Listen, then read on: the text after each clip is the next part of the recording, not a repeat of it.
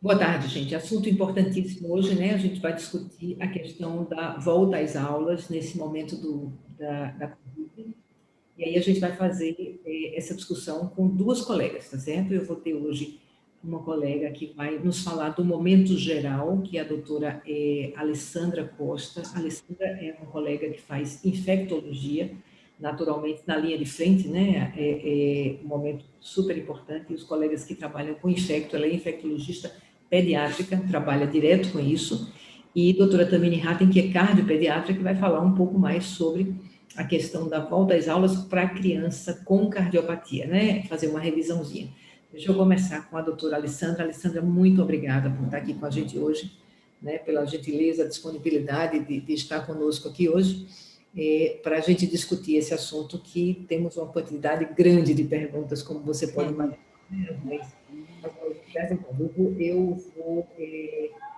aqui a tua imagem, se você puder já começar a falar aí para a gente deixar a sua imagem maior. Então, boa tarde, doutora Sandra, boa tarde a todos. Eu que agradeço pelo convite, né? A gente tem por obrigação de estar sempre compartilhando, crescendo juntos nesse momento, né? Um momento de tanta instabilidade que o mundo todo vem vivenciando desde o início de 2020, né?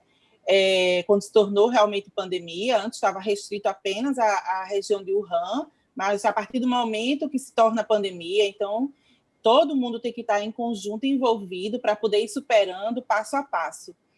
Então, sem dúvida nenhuma, que um dos pontos mais questionados desde 2020, né, foi essa questão do retorno às aulas presenciais. Muito temor, sem dúvida nenhuma, claro, é tudo muito novo, então é claro que a família e os envolvidos com a criança vai ter muito temor, né? Embora a faixa etária pediátrica não seja uma faixa etária de predileção de casos graves pela infecção pelo SARS-CoV-2, graças a Deus que não é.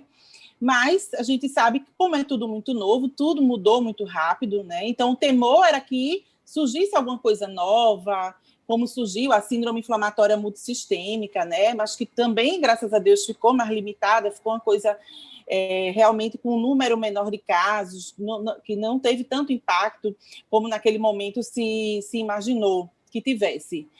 E aí todo mundo criou muita expectativa para 2021. 2020, todo mundo, a maioria das pessoas, na verdade, preferiu ficar com a criança realmente no ensino remoto, né? Mas em 2021 as pessoas começaram a se adaptar mais a esse novo normal, esse normal entre aspas, né? Que é um normal meio forçado, enfim. Mas aí foi tudo muito novo e, claro, com a chegada de um ano novo, novas expectativas, com a chegada da vacina também se criou um novo momento de esperança, né? Então as pessoas realmente voltaram a repensar nesse assunto, que é o retorno às aulas presenciais. Alessandra, exatamente. Eu acho que assim muitas coisas também positivas acontecendo, né? Às vezes a gente foca muito nos medos, nas coisas negativas, mas temos coisas positivas. E uma coisa que fica sempre para as famílias, eu sei que vai ser muito difícil, não é uma resposta simples de ser dada, mas a primeira pergunta de uma das mães logo é: será que é o momento certo, né? Acho que a gente desde o início com essa pergunta, mas talvez você possa explorar um pouquinho essa coisa, né, de momento certo, né? Será que é o momento certo de volta às aulas presenciais? E a primeira pergunta que nos faz aqui é uma das mães. Na verdade, veja, para o retorno presencial das aulas, se leva em consideração sempre a situação epidemiológica local, né? Nunca vai ter como ser uniforme em todo o país, sequer, quiçá em todo o mundo, né? Não vai ter como ser uniforme, nem também como se manter uniforme. Então, quando a gente define o retorno seguro da volta às aulas, a gente precisa avaliar, primeiro, a situação epidemiológica daquele local. Segundo, como é que está a situação, a estrutura da escola, né, em relação a protocolos, se está seguindo os protocolos de forma adequada, se tem, de fato, uma segurança local da escola para oferecer às crianças. E as famílias, claro que a família está totalmente envolvida nessa situação. E terceiro, a situação familiar, tanto da criança quanto das pessoas que convivem com essa criança, né? Então, não tem como a gente dizer é o momento certo, pontualmente, é um conjunto que define se é o momento certo. Neste momento, a situação epidemiológica local está favorável ao retorno, primeiro. Segundo, a escola onde essa criança está matriculada, ela está seguindo o protocolo, ela tem uma pessoa de referência, que é uma pessoa que foi, na verdade, em geral, é um grupo que fez a confecção do manual, que está orientando essa escola, e a escola, de fato, está seguindo as normas. Terceiro, essa família, ou seja, envolvendo a criança, tem condições, é uma criança que não tem comorbidade ou não convive com ninguém, ninguém dentro do domicílio que tem alguma comorbidade. E essa criança está adaptada, né? Porque não adianta também a gente estar numa situação epidemiológica adequada, não adianta a escola ser bem estruturada se a família não se sente segura, né? Então, a família precisa se sentir segura. Então, é uma criança que é uma criança saudável, e os familiares também que ela convive no domicílio, não tem nenhum fator de risco. É uma criança que já está adaptada ao uso de máscaras, a família já tem a rotina de estar organizando lanche para levar, né? Eu sei que a maioria das escolas oferecem o lanche coletivo, mas que no momento de pandemia isso não pode ser realizado, né? Cada família envia o lanche da sua criança, assim como também cada criança leva a sua garrafinha de água e vai utilizar aquela garrafinha para fazer a ingesta de água ou de suco durante o período que ela ficar na escola. Então, precisa ter esse conjunto a favor para a gente dizer que não, ok, vamos tentar, né, vamos retornar. E isso precisa ser avaliado e reavaliado continuamente. Não é só retornar e acabou-se, não. Isso precisa estar a família, a escola, o pediatra assistente, em conjunto, reavaliando se está sendo benéfico, se realmente está sendo favorável, se está tudo tranquilo, se está funcionando. Então, ok, continua. Uhum. Perfeito, muito obrigada. E esses são os pontos. Daqui a pouquinho a gente já vai falar de comorbidades e aí fazendo umas divisões aqui, de uma e de outra. Então, só para colocar isso, essas questões do preparo da escola, do preparo da família, eu achei muito interessante que a Alessandra citou aí duas coisas quando ela falou de comorbidades, que aí também vai falar um pouquinho, né, o que é isso, são problemas que a pessoa pode ter, que podem estar associados e aumentar o risco, e ela colocou muito bem assim, a criança não ter e alguém na família não ter também, né? Às vezes a gente tem realmente alguém com um problema de saúde na família grave, um idoso com quem aquela criança vai estar em contato direto, e esses talvez sejam situações onde a gente pode realmente analisar e até se refrear um pouco dentro disso, entendendo que existe momento para cada coisa, a gente precisa dar seguimento à vida, a gente precisa ir se ajustando e se adaptando, e a gente sabe que a criança tem um risco menor, mas com certeza essas situações especiais de algumas doenças específicas, diretamente na criança ou em alguém com quem a criança vai estar convivendo muito próxima, são situações onde a gente teria que se preocupar um pouquinho de como lidar com isso. Antes ainda de chegar para a doutora Tamini, para os cardiopatas, eu ainda tenho duas perguntas aqui que eu queria dirigir para a Alessandra. Uma delas é com relação ao momento do lanche. Né? Na verdade, são duas e você pode falar um pouquinho. É claro que são respostas gerais, mas uma é como é que eles podem se proteger na hora do lanche, uma das perguntas, já que vão precisar tirar a máscara, e a outra faz também uma pergunta sobre o uso do banheiro escolar, orientações específicas e tudo, que seria também um local de maior risco. Vou te passar, tá, Alessandra? Ok, querida. Bom, pessoal, então, em relação à questão do lanche, as escolas também seguem um protocolo para ficar realmente bem seguro nesse momento, né? A questão da segurança alimentar. Então, aquela troca que existia do lanche, né? Que a gente sabe, especialmente no ensino ainda fundamental, nos menores, no ensino infantil, existia muito aquela troca de lanche, especialmente os que levam de casa. Então, poxa, você trouxe maçã, hoje eu trouxe banana. Não, eu não quero não, a minha banana não. Eu quero tua maçã. E existia essa troca, né? Inclusive é algo saudável. Mas, infelizmente, nesse momento de pandemia, as crianças não estão realmente com essa liberdade de trocar o seu lanchinho. Então, cada um segue com o lanchinho que trouxe de casa, né? Existe a distância, o distanciamento, eles não podem também ficar aglomerados como eles ficavam nas rodinhas, né? Sentados em rodinhas na hora do lanche. Eles precisam seguir uma norma de distanciamento, no mínimo de 1 metro um do outro. Por quê? Porque, neste momento, eles estarão sem máscara. E o orientado também é que, nesse momento, além de retirar a máscara exclusivamente para lanchar, ao término do lanche, eles troquem de máscara, eles não utilizem a mesma máscara que estava antes, porque até esse ponto já provavelmente já deve ter contaminado a máscara, né? E já, em geral, já se passaram mais de 2, 3 horas, que é o tempo limite de troca de uma máscara para outra. Ou antes disso, se sujar, né? Então, em geral, após o término do lanche, que deve ser individual, com afastamento de uma criança para outra de no mínimo 1 metro, eles devem trocar de máscara para poder retornar à sala de aula ou a outra atividade que esteja programada para depois do lanche, né? Então, em relação ao lanche, essa questão, isso aí faz parte também dos protocolos, e aí cada escola também está orientada e sabe que precisa seguir esse distanciamento, por isso que a vigilância tem que ser redobrada, né? Então, a gente precisa realmente estar de olho, então não é só a gente pensar que está tudo ok na escola, dá um pulinho na escola na hora do lanche para ver se está tudo ocorrendo ok, né? Se tiver com alguma dúvida, se tiver com insegurança em relação a isso, dá uma fugidinha, vai na escola na hora do lanche para ver se ela está seguindo de fato, né? Então, isso para quê? Não é que a gente está desconfiando da escola, mas para a família ficar cada vez mais segura, né? De que, de fato, o seu filho retornou para aquela escola e que pode continuar indo, porque a escola está seguindo as normas orientadas pelo Ministério da Saúde, pela Organização Mundial da Saúde, pela Unicef, né? Isso é uma coisa em conjunto, não é uma coisa só aqui em Recife. Esses protocolos, essas orientações, é algo universal.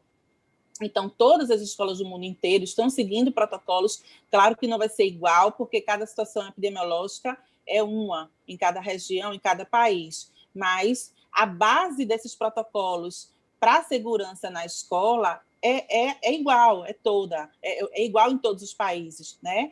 Vai se adaptando à situação epidemiológica e à realidade de cada local. Em relação ao lanche na escola, essa questão. E qual foi a outra pergunta, doutora Sandra? Perdão, eu não esqueci. O uso do banheiro. Sim. Então, a eliminação do SARS-CoV-2 via fecal é muito pequena.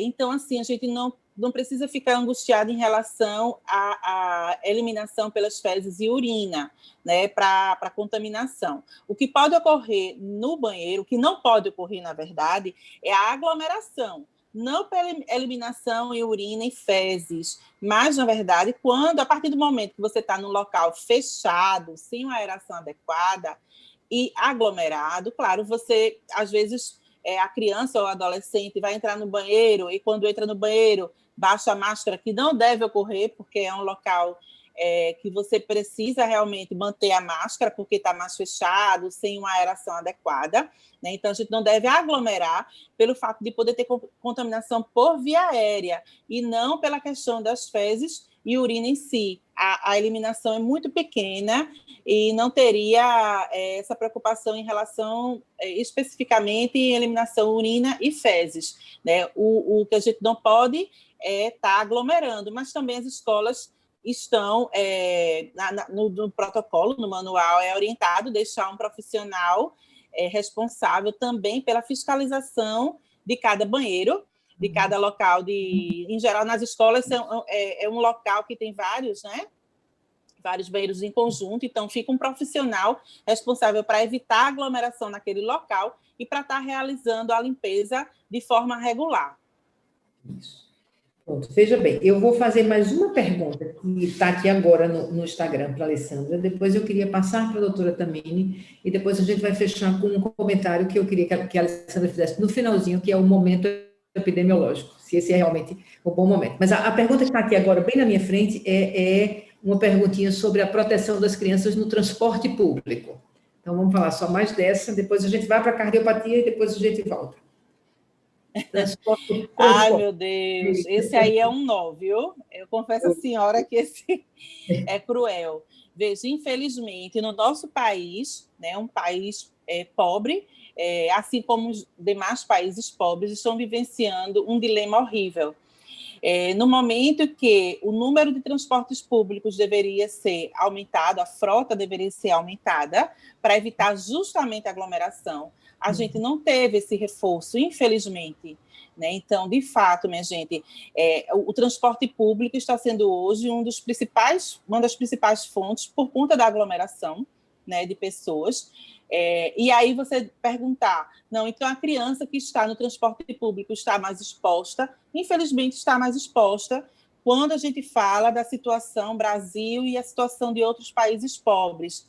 Por quê? Porque a gente vem observando que a aglomeração ainda persiste nos transportes públicos. Então, o que é que a gente orienta? Manter essa criança 100% com máscara durante o transporte público, né? Para poder diminuir um pouco a chance de contaminação neste local. Mas, infelizmente, além disso, a criança se pegar em alguma superfície de transporte público, logo em seguida, passar álcool em gel para limpeza das mãos. Né? Mas, em relação à aglomeração, que não deveria estar ocorrendo, infelizmente, a gente não tem como não dizer que vai ser muito pouco provável que eles se contaminem no transporte público, né? Porque o que a gente presencia, e de forma muito triste, é a aglomeração no transporte público. Infelizmente, né? Essa parte é realmente difícil. É um nó. E aí, quando a gente pensa a questão das famílias que têm crianças com algum problema, e vamos falar especificamente aqui do nosso, eu queria agradecer muito a presença da doutora Tamini, que está aqui conosco hoje, doutora Tamini Hatten. Inclusive, ela está na unidade, como vocês já viram, a gente sempre está daqui na Casa do Ciclo, na unidade, e a última pessoa que usou o sistema foi a doutora Catarina Cavalcante, e o nome ficou de Catarina, viu, Tamini? Acho que você já viu, porque na live da semana passada a Catarina estava e, de alguma maneira, o nome dela ficou. Mas estamos aqui com a doutora Tamini Hatten hoje, nossa colega, cardiopediatra, também já participou de muitas lives com a gente, e ela vai falar um pouquinho de uma comorbidade específica, né, que é a doença cardíaca, que tanto preocupa em adultos, em crianças, e agora particularmente na criança com relação à volta às aulas. Tamini, obrigada por estar aqui com a gente.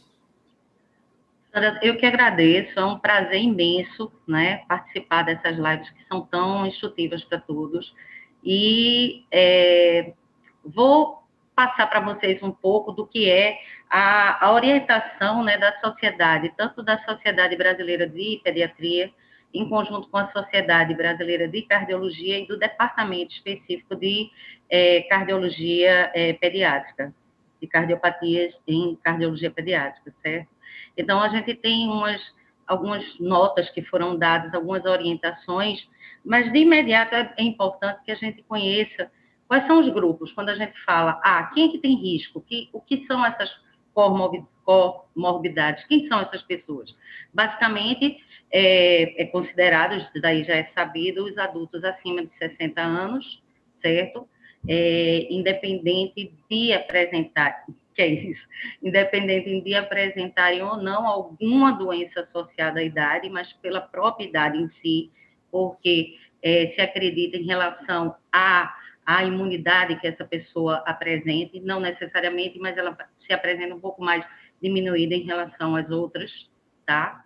O adulto com doenças crônicas já sabidas, tipo a hipertensão arterial, a sistêmica, a diabetes mellitus, o câncer, doenças crônicas do pulmão, como uma DPOC, um paciente que apresente asma, os fumantes. Então, essas pessoas, elas são consideradas grupos de risco, além dos imunossuprimidos e que apresente algum imunocomprometimento, né? Então, aí a gente fala de todas aquelas doenças autoimunes, de todas, do paciente em tratamento, com alguma pulsoterapia, por exemplo, de uso de corticoide prolongado. Então, esses pacientes, essas pessoas, né, tanto adulto como criança, são considerados grupos de risco, tá? Fora isso, vem sempre a pergunta, e na nossa criança, na criança cardiopata, quando é que a gente pode dizer que ela está dentro do grupo de risco? Todas as crianças que têm alguma cardiopatia, seja ela adquirida, seja ela congênita, elas fazem parte do grupo de risco? Não, isso foi discutido, e aí tem até isso dentro da normativa, mostrando que as cardiopatias congênitas ou adquiridas, sem repercussão hemodinâmica, que seria isso, sem um comprometimento da criança apresentar sintomas de cansaço, de coraçãozinho bater mais forte, de insuficiência cardíaca, de estarem usando alguma medicação para essa, geralmente quando apresenta essa repercussão a gente utiliza medicamentos. Então, se está usando medicamento, então tem alguma repercussão, certo? As crianças que não apresentarem isso, ou crianças já vindas de um cateterismo intervencionista, pós-operatório, de cirurgia ou através de cateterismo, que estejam clinicamente bem ou sem sinais de insuficiência cardíaca, essas crianças não são consideradas de risco. Mas aí eu vou relembrar uma coisa que foi colocada quase agora, né? A doutora Sandra falou, a Alessandra também tocou no assunto, seria exatamente essa criança no contexto dentro da casa dela, tá? Essa criança, ela está no convívio, quando a gente vai falar da volta às aulas. Essa criança está em convívio de outra pessoa, de uma pessoa idosa, essa criança está em convívio de algum paciente com um fator de risco verdadeiro. Então, a gente tem que avaliar caso a caso. E daí, a gente dá as orientações, o próprio cardiopediatra dá as orientações para a família em relação a essa ida ou não, esse retorno ou não às aulas, né? A outra coisa, como eu disse, o outro grupo seria das cardiopatias que apresentem a repercussão hemodinâmica. São aqueles pacientes que ou fizeram cirurgia ou não, ou tiveram a intervenção via cateterismo, ou que não tiveram ainda nenhuma intervenção, mas que apresentem sinais de insuficiência cardíaca, ou que estejam hemodinamicamente comprometidos, né? Que aí a gente chama que precisa da utilização de alguma medicação, de alguma coisa. Então, a gente realmente afasta essas crianças, pede para que o ensino ele continue da forma remota, tá? Uma coisa interessante é que não a nível de, infelizmente não nas escolas públicas, mas nas escolas privadas foi deixado isso bastante claro, que haveria a opção de que o aluno continuasse a frequentar, se não fosse do seu desejo, ele continuasse a frequentar a escola através da forma remota. Então, isso daí é uma coisa bem importante, uma coisa que eu acho que deve continuar o debate para que perpetue também a nível das escolas públicas, tá? Isso é só uma opinião, né, principalmente para esses casos. Mas lembrando que, em se tratando de pacientes com repercussão, o próprio médico acompanhante, seja o pediatra, seja o cardiopediatra que acompanha essa criança, ela fornece, né, os subsídios para que essa família entregue um atestado médico de que a criança precisa que o acompanhamento a nível escolar seja de forma remota, né? Outra coisa que sempre se pergunta, né, sempre é levantado, em relação às crianças muito pequenininhas. Eu sei que isso já foi conversado aqui, mas eu achei interessante, né, dessa colocação em relação aos pacientes cardiopatas, tá? Porque quem está assistindo a gente, de repente, levanta esse questionamento, né? Então, não existe proibição em relação à questão, não é ainda muito clara a possibilidade de transmissão transplacentária pelo leite materno, certo? E o que se aconselha é que não se suspenda o aleitamento materno e que esse seja feito com todos os cuidados, através de lavagem de mãos, o melhor possível, né? Trocar o lactente, limpeza do próprio lactente também, e usar a máscara durante o momento da amamentação. Isso é orientação, inclusive, não só para esse tipo de vírus, do Covid em si, mas para todas as viroses em geral, né? Na hora do aleitamento materno. Outro ponto que também é importante a gente conversar são as crianças que tiveram o transplante cardíaco, né? Que fizeram o transplante em si. Lembrar que essas crianças, elas geralmente elas se encontram num nível de imunossupressão, né, grande. Essas crianças utilizam medicações próprias para isso. Essas crianças, elas precisam ter um cuidado maior em relação às aglomerações, em relação em frequentar locais com muita gente, em relação à utilização de máscaras, que elas já utilizavam antes mesmo dessa utilização em massa de máscaras pela infecção do Covid, né, dessa pandemia, mas a criança com transplante cardíaco já usava exatamente por esse risco, né, o cuidado com qualquer que seja virose, qualquer que seja a infecção. Então, essas crianças em si, que já sofreram algum tipo de transplante, não só de coração, né? Aqui a gente está se prendendo mais na parte cardíaca, mas qualquer que seja, um transplante hepático, um transplante renal, esses pacientes, os pacientes oncológicos em si, esses pacientes, eles têm o respaldo de poder manter as suas aulas a nível remoto. E não seria tão aconselhável que essas crianças voltassem nesse momento epidemiológico ao convívio nas escolas. Em relação ao geral, era mais ou menos isso que eu queria conversar com vocês. É uma coisa muito simples, né, assim, para a gente colocar, mas muito delicada para a gente viver, né? Existem muitas dúvidas, existem muitas coisas que ainda não são tão bem sabidas, né? E aí vai ter que se utilizar muito do bom senso, né? E também a se respaldar no que a gente tem em forma de estudos, né, anteriores que foram feitos logo no começo da pandemia em vários países, mas como a própria Alessandra disse, cada caso é um caso e cada local, cada país, cada cidade e às vezes até cada bairro é uma realidade, né? Isso daí é uma realidade epidemiológica diferente. Mas em se respaldando desses estudos, existe realmente um índice de contaminação a nível escolar bem menor, desde que hajam todos os cuidados, né? E aí a gente volta ao que é o principal.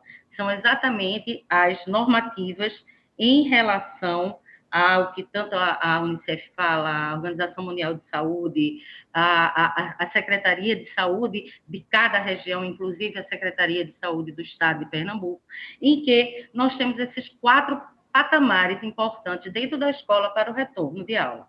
Primeiro, e um dos mais importantes, que isso daí já está bem estudado, né, nesse período de pandemia, que é o distanciamento social, tá? E aí vem essa questão de ter esse cuidado, e muita coisa foi vista a nível de protocolos em que você pode colocar um grupo, dividir a turma em grupos, para que uma vá num dia, a outra vai no outro dia, em termos presencial. Então, isso já está se trabalhando a nível das escolas, né?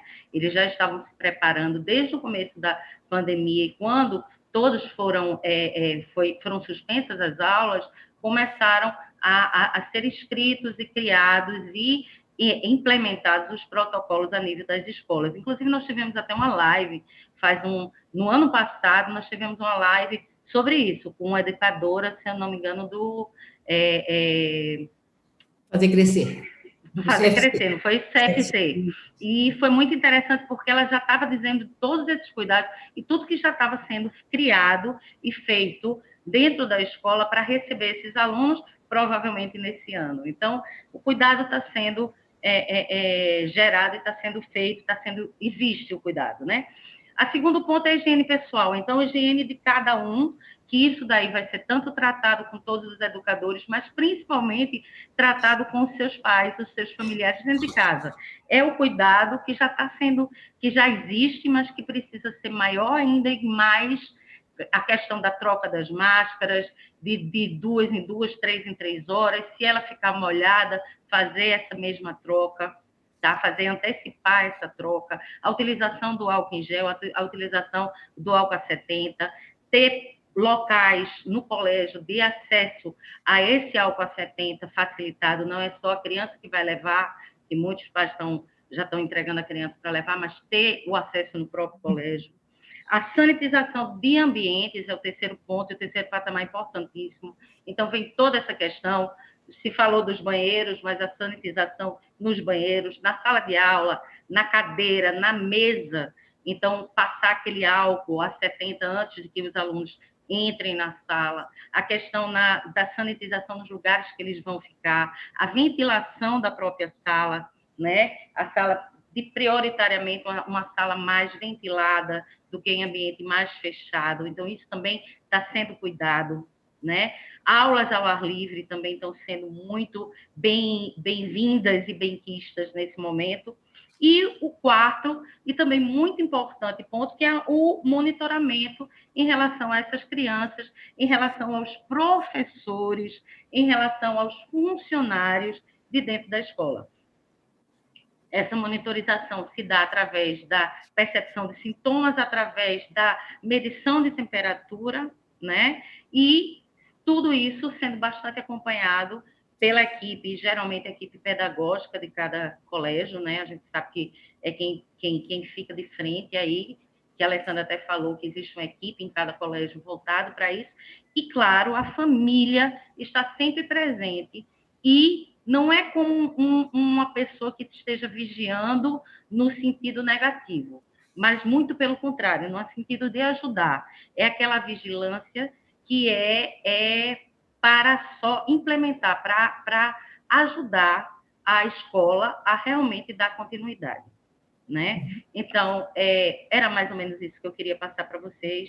Não esquecer desses 4 pontos que são os principais, mas as escolas se mostram muito favoráveis a esses 4 pontos, né? Como se fossem 4 leis fundamentais, né? E aí a gente precisa, como mãe, como familiar, passar isso também para os nossos meninos e nossas meninas e lembrar dos casos em que não se sinta confortável a volta às aulas, né? E como é que a gente pode, no caso, não liberar essas crianças para esse retorno e que esse retorno seja de forma remota.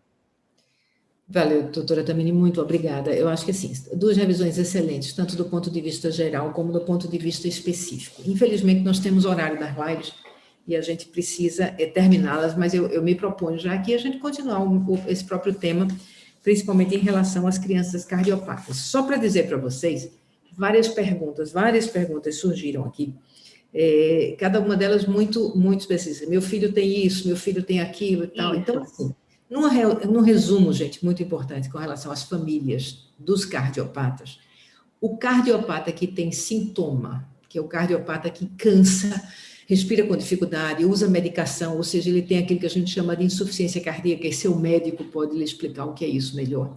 Então, essa criança que tem insuficiência cardíaca, que tem uma insuficiência cardíaca importante, que precisa de remédio, está num grupo de risco maior. Seu filho que fica roxinho, é o outro grupo, o filho que tem cianose, que tem pouca oxigenação, ele está no grupo de risco. Essas são as 2 situações específicas da cardiologia, insuficiência cardíaca ou cianose.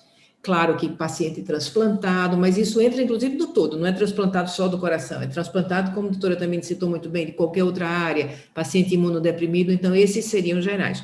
Quando você diz, tem insuficiência tricúspide, mas não toma remédio, não tem sintoma, operou de falou, mas não toma remédio, está bem, mesmo pacientes operados, se eles estão bem e eles não estão tomando remédio, não ficam roxinhos nem cansados, eles entram no grupo de risco igual ao de outras crianças, certo? Então, lembrar muito isso. Essas 2 situações, e um terceiro ponto citado aqui, mas está acabando o nosso tempo, é a questão a situação da casa, né, de outras comorbidades e tudo.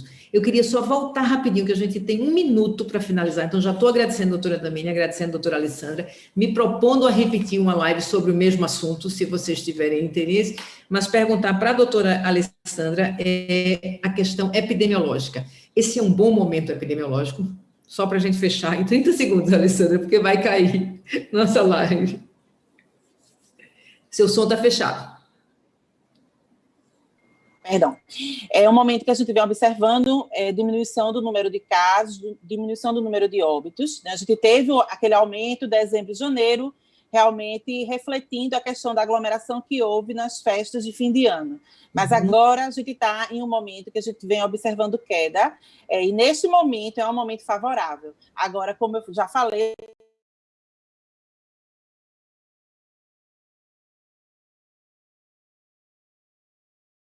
com esse compromisso de, se vocês quiserem, agora para isso, minha gente, vocês têm que escrever, tá certo? Vocês sabem que a gente trabalha com isso também para ajudar o Círculo do Coração, e o Círculo do Coração precisa que as pessoas estejam interagindo, porque essa interação, esses seguidores, esses likes que vocês colocam no YouTube ou no Instagram, a gente sempre está pedindo que entre no YouTube, porque para nós é mais importante que esse canal do YouTube também a gente entre, pode nem entrar na hora, mas entra depois, vai lá, dá um like, isso pesa para a gente, para a ajuda que a gente faz ao Círculo do Coração. A doutora Alessandra está entrando, ela vai fazer as considerações finais dela, eu peço desculpas já de antemão, por conta da gente ter derrubado, mas vamos ter os últimos minutos. Uma das pessoas que está aí, colega Menezes, né, não sei, Valéria, qual seja o nome dela, diz, por favor, retome. Então, sexta-feira que vem, a gente finaliza dando as respostas a todas essas perguntas dos cardiopatas, que a Alessandra finalizasse aqui, que ela estava fazendo considerações muito importantes aí, com relação ao momento epidemiológico. Então, vamos retomar, pessoal, porque justamente na conclusão, né, aí caiu. Enfim, nós tivemos, de fato, um aumento do número de casos, meados de dezembro, janeiro, né, que refletiu as aglomerações da época de final de ano, né, algumas pessoas, alguns grupos fizeram confraternizações, mesmo com todas as orientações das pessoas envolvidas, de uma forma geral, com essa questão da epidemiologia do Covid, mas a educação da população, enfim, cada um vai se formando, né? E aí muitas pessoas, muitos grupos enfim, realmente fizeram confraternizações, aglomeraram, e isso refletiu-se no aumento do número de casos, inclusive no aumento do número de óbitos, né? Meados de dezembro e janeiro. Janeiro foi mais o reflexo de Natal e Ano Novo. Mas agora, finalzinho de janeiro, a gente já começou a observar uma queda do número de casos e uma queda do número de óbitos, né? Então, o último boletim, o mais recente, foi o de ontem, em que a gente teve 621 novos casos confirmados de Covid em Pernambuco, né? Então, já mostra realmente que a gente vem em queda, a gente estava tendo nas outras semanas epidemiológicas em volta de 900 mil casos, né? Então, nessa última, a gente teve ontem 621 novos casos, com 16 novos óbitos, que também reflete uma queda. A gente chegou a ter 54 óbitos por dia, mas aí já veio começar a cair, foi caindo para 34, 26, ontem 16, né? E lembrando que 222.208 pessoas, graças a Deus, foram recuperadas em Pernambuco da infecção pelo Covid-19. Né? Então, a gente está, neste momento, em um momento favorável, sim, porque está ocorrendo uma diminuição do número de casos de pacientes infectados pelo Covid-19. Mas isso precisa ser reavaliado a cada dia, não é nem a cada semana, é a cada dia. Né? É algo novo, é uma pandemia, a gente tem várias surpresas, né? É um vírus que já apresentou várias mutações, então a gente precisa estar reavaliando isso a cada dia. Pode ser que amanhã eu diga para vocês, não, pessoal, realmente não é o momento de voltar, então vamos parar tudo. Eu não, quem sou eu? Assim, em relação à minha opinião. Mas eu estou dizendo, a questão a Secretaria de Saúde, o Ministério, enfim, diga, não, vamos suspender as aulas no Brasil todo, ou não, Recife precisa suspender aulas, né? Pode ser até que amanhã, muito pouco provável, mas pode ser que amanhã, semana que vem, mês que vem, aconteça isso. Mas, neste momento, é um momento favorável. Perfeito. Alessandra, muito, muito obrigada. A doutora Tamini também, eu acho que a doutora Tamini já não conectou. Doutora Sandra, se tiver 30 segundos, eu queria fazer só uma consideração. Tem? Por favor, à vontade. Pronto. Mais uma vez agradecer a senhora pelo convite, né? É um prazer para mim, foi um prazer. E lembrando, minha gente, que a questão de manter crianças afastadas da escola não é só a prevenção da infecção pelo Covid, mas isso vai refletir, e vem refletindo já, na saúde física das crianças. Então, a gente teve um aumento enorme de crianças com obesidade e as repercussões de obesidade na infância, né? A gente fica muito focado na obesidade apenas nos adultos e idosos, né? Mas a gente teve um aumento enorme de crianças com obesidade e suas consequências, violência infantil, e não só violência física, sexual e psicológica, também a gente teve um aumento enorme. E em adolescentes, a evasão escolar. E nas classes menos favorecidas, isso reflete e muito, né? Então, esses cuidados a gente precisa pesar também na hora da decisão do retorno ou não às aulas presenciais. Obrigada, doutora Sandra. Muito obrigada a você e muito obrigada por ter pedido esses últimos 30 segundos, porque eu acho que de tudo que a gente falou foi uma das partes mais importantes. Nós sabemos que estamos convivendo com uma doença grave, mas nós sabemos como lidar melhor com ela, nós conhecemos as orientações, nós temos tudo isso, e nós estamos vivendo com um efeito dessa doença grave que nós não estamos sabendo lidar. É tudo isso que você citou agora, não é? Não estávamos preparados. Isso, a doença física, a obesidade, a doença psicológica, os transtornos mentais, a violência, tudo isso. Nós na cardiologia estamos vendo crianças com palpitações, crianças com hipertensão, crianças com medo, então isso é importante. Distúrbio do sono, né? Houve um distúrbio do sono também, importantíssimo. Isso é inversão do ciclo sono-vigília. E pensa nisso no seu filho, gente, porque isso. A socialização da criança é fundamental. E a gente tem que pesar essa situação de risco-benefício. É claro que, diante de situações muito extremas, tem várias pessoas escrevendo. Como eu disse, a gente vai repetir isso. Eu vou falar com vocês. Uma mãe com uma criança com 2 anos com atresia pulmonar, uma coisa bem grave. Às vezes, uma situação dessas realmente é um caso pontual que vale a pena segurar um pouco. Mas, na maioria das vezes, a criança cardiopata, assim como a criança em geral, inclusive com algumas outras patologias mais simples, ela talvez se beneficie muito, muito mais de um retorno e de uma socialização do que ficar trancada dentro de uma casa por um período de tempo indefinido. E para isso as autoridades estão aí, os epidemiologistas, os infectologistas, como a doutora Alessandra, pessoas como nós que fazemos cardiologia, enfim, pessoas que estudam para chegar e dizer, esse é o momento de parar, esse é o momento de voltar. E a gente talvez precise também confiar um pouco mais, né? Porque a gente fica na internet o dia inteiro e aí o negócio vai se avolumando e o medo vai tomando um tamanho tão grande que a gente termina se paralisando e, com isso, pagando também um preço muito caro por essa paralisia, pelo medo da situação. Então, eu acho que esse seu último ponto, seus últimos 30 segundos foi muito bem solicitado, só tenho a lhe agradecer por ele, tá bom? A gente vai estar encerrando por aqui, mas então a gente retoma, parece que na sexta a doutora Alessandra não pode, a gente pode focar mais na cardiopatia, mas se ela puder, a gente já a convida, e se não, provavelmente na outra semana, alguma coisa assim, a gente também gostaria de ver, já que a gente sabe que tudo vai, depois de uma semana, 2 de aulas, a gente senta, rever e conversa alguma coisa nova. Pode ser, doutora Alessandra, estou fazendo o convite aqui, aproveitando a hora.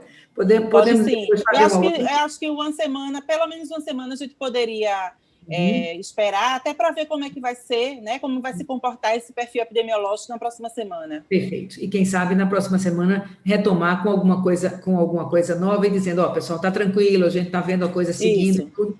Maravilha. Então, já lhe agradeço de antemão. A doutora Tamini botou a cabecinha dela ali agora no finalzinho, então vou fazer também um agradecimento. Vou deixar a Tamini fechar, então, e fazer um agradecimento final para a gente poder desligar.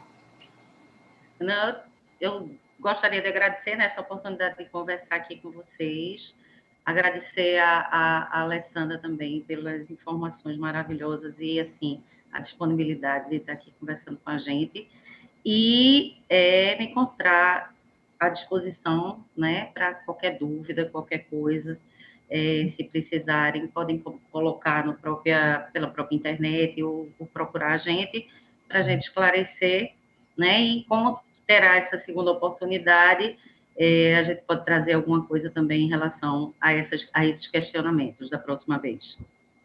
Maravilha. Tamini, muito obrigada. Eu vou só dizer para as mães que escreveram aqui coisas específicas que eu vou fazer o seguinte, a gente responde no post, tá certo? Tanto no YouTube como no Instagram, a gente faz por escrito algumas das respostas que vocês colocaram, e aí provavelmente na próxima sexta-feira a gente já fala algum outro tema, e na segunda-feira que vem, quem sabe, a gente dá uma atualizada de como foi a nossa primeira semana de aula, e que, se Deus quiser, vai ter sido muito bem sucedida. Vamos desejar que sim. Obrigada mais uma vez, Tamine. Obrigada, Alessandra. E, gente, obrigada por estar aqui também conosco. Tá? Até a próxima, então. Tchau, tchau. Tchau, Tchau, tchau.